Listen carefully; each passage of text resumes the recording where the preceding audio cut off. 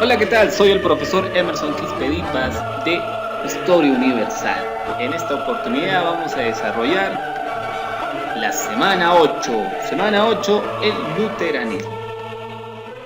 Empezamos. En sus pantallas ven, sí, es Cristo, el Señor.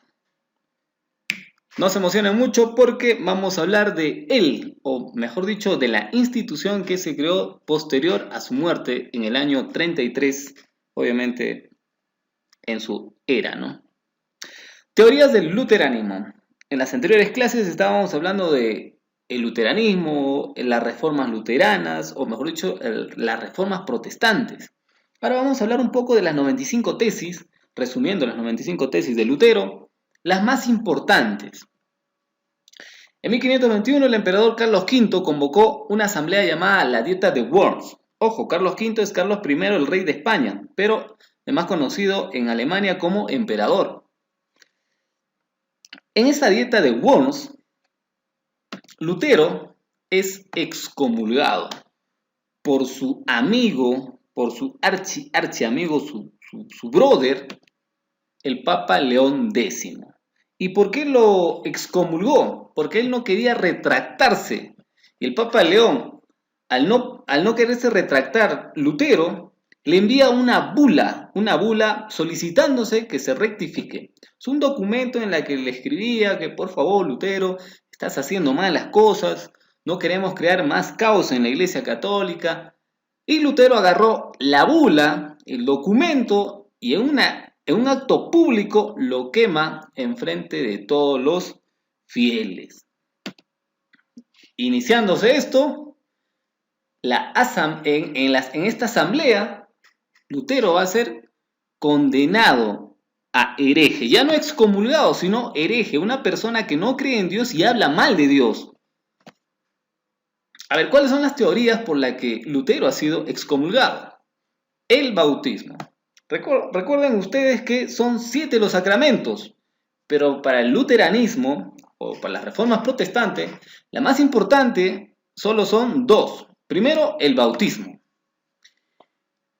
El bautismo porque Jesús, a sus 36 años, había sido bautizado en el río Jordán, o en el río Jordán, como quieran llamarlo en inglés.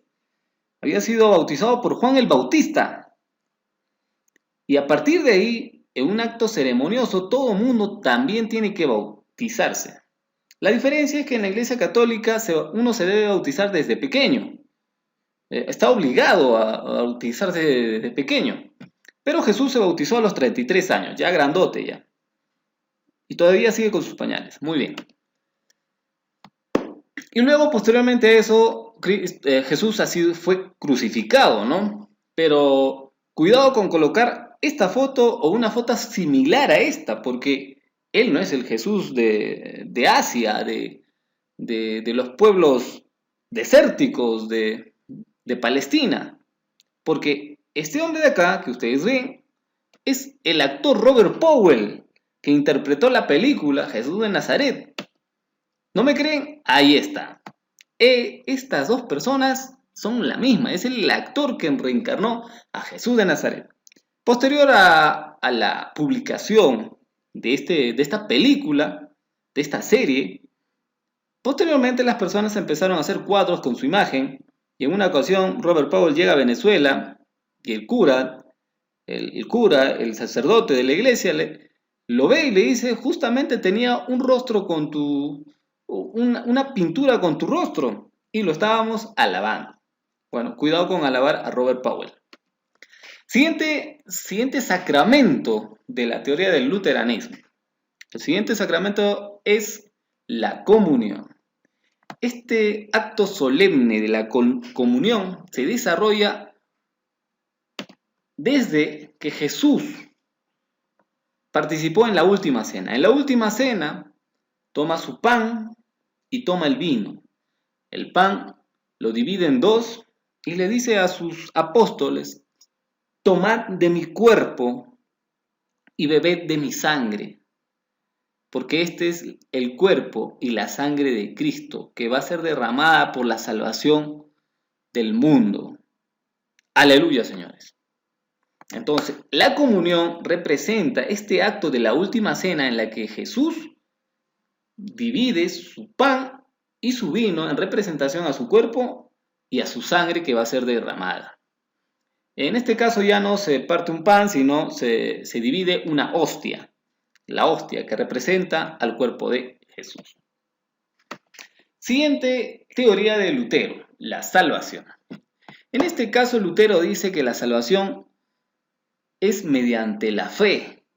No necesitas el perdón del Papa, no necesitas que tengas que confesarte al curita, no necesitas ir al donde el sacerdote, a la iglesia y decirle qué es lo que has hecho, porque él no le va a decir a Dios. El que le tiene que decir a Dios eres tú mismo, según las reformas protestantes del luteranismo. La fe es el único medio de salvación. No tienes que estar en una iglesia, no tienes que salir en una televisión y decir que soy católico, que soy cristiano, que creo en Dios, y luego hacer cosas malas a ocultas. No, la salvación se logra mediante la fe, y es uno mismo el que va a desarrollar su fe. Y Jesús le dice en una ocasión, Señor, Señor, bueno, viene un hombre a Jesús y le dice, Señor, Señor, he sido bueno toda mi vida y he seguido los mandamientos de Moisés. ¿Qué más puedo hacer? Ahora sí, deja todas tus cosas y sígueme. Pero todas las riquezas por las que he trabajado tanto, no puede ser posible, no puedo dejar todo eso. Y Jesús le dice a sus apóstoles, de cierto os digo, que será más fácil que un camello pase por el ojo de una aguja. Y en otra ocasión les dice, profesor, que digo, le dice, maestro, casi similar, ¿no? Todos somos santos ahí. Entonces, maestro, ¿cómo puedo hacer que tengo un problema?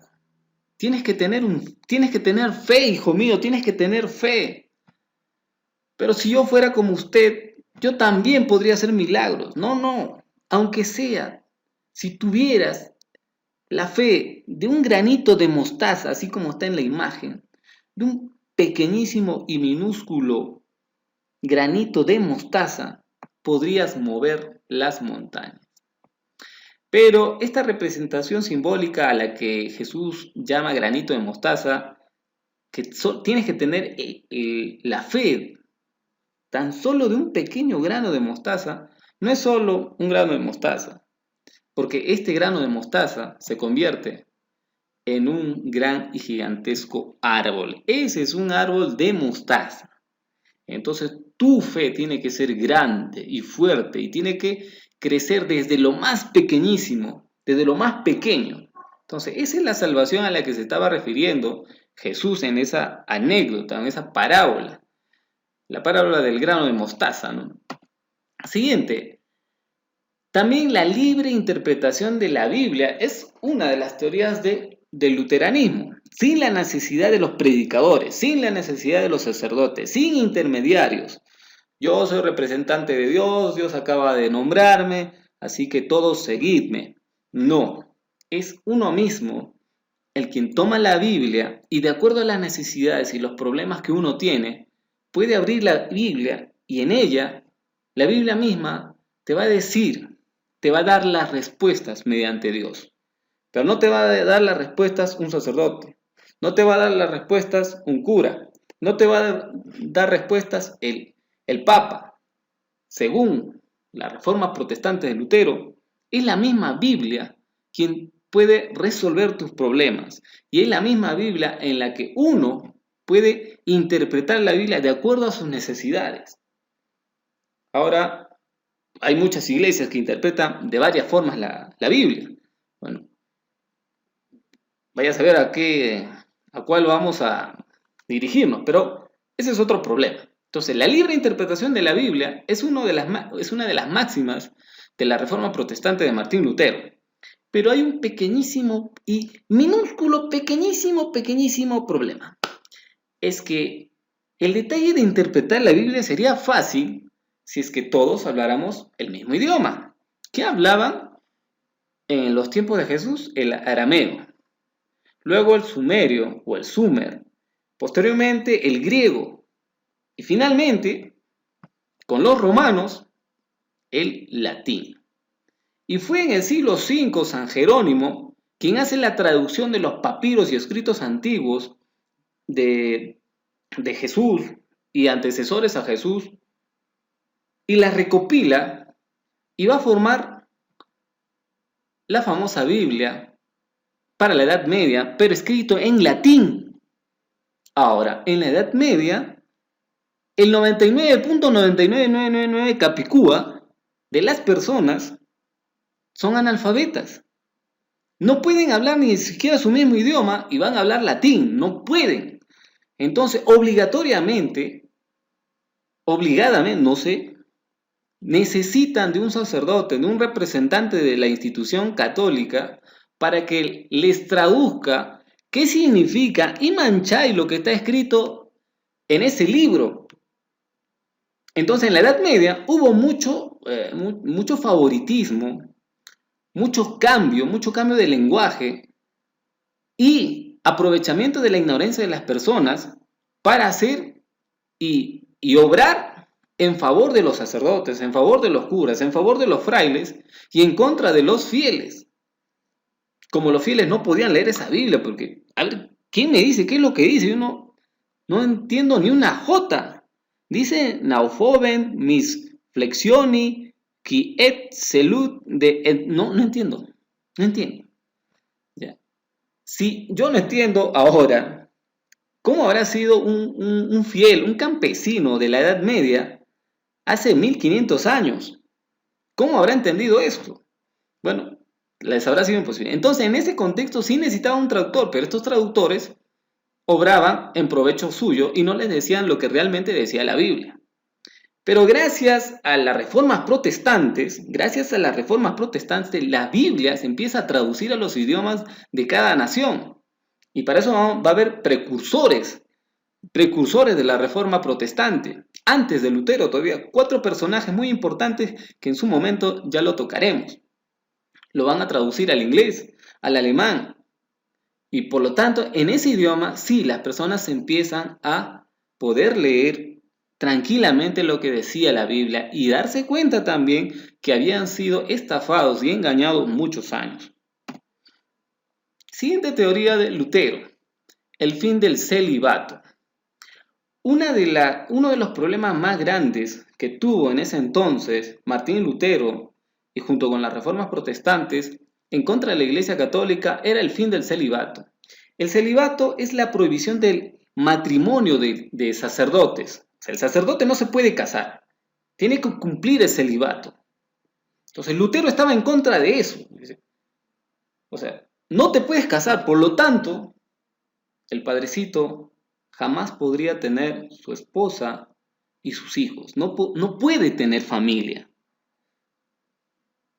Lutero está en contra de esta idea, porque una persona, bueno, según su teoría, dice, si alguien va a obrar y va a aconsejar en el punto de la familia, ¿qué es la familia? ¿Cómo se resuelven los problemas de la familia? ¿Cuál es el sentimiento del padre? ¿Cuál es el sentimiento de la madre? ¿Cuál es el sentimiento del hijo? Entonces, por lo tanto, debería saber, por lo menos, cómo se vive y cómo se piensa una familia. Pero aquella persona, aquel sacerdote, aquel cura que no conoce, que no tiene familia, ¿cómo puede dar consejos sobre familia? Eso es lo que planteaba Martín Lutero. Entonces, por lo tanto, si yo quiero opinar sobre la familia, por lo mínimo debería tener una familia para saber cómo se siente y cómo se vive. La Iglesia Católica estuvo rotundamente en contra de que esto se aplicara. Por lo tanto, ante esta negativa de la Iglesia Católica, de León X, y la negativa también rotunda, porque ya la habían excomulgado y la habían convertido en hereje a Martín Lutero, prácticamente lo que se tenía que ser una reforma se convierte en un cisma. Se quiebra la Iglesia Católica y se crean nuevas iglesias e instituciones, como la de Martín Lutero, los calvinistas, los anglicanos, los agnosticistas, entre otras varias corrientes del protestantismo, Hoy en día tenemos más de 1000 iglesias católicas, 1000 iglesias protestantes. Católicas una, protestantes varias, centenares. Esto ha sido todo por hoy, jóvenes estudiantes. Me despido, soy el profesor Emerson Quispe Dipas de Historia Universal y con ustedes las teorías luteranas